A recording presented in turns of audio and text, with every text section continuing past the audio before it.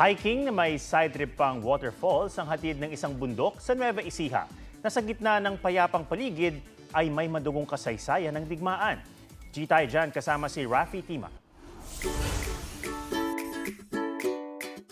Let's go hiking with a hint of history. Sa bulubundukin ng Caraballo sa Caranglan, Nueva Ecija, 387 hectares ang lawak ng maaakyat ditong bundok, ang Mount 387.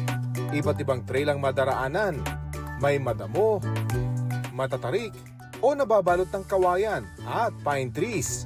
In terms of the trail, yeah, it's a very beginner-friendly trail. So yes, beginners can still do it, but medyo challenging siya.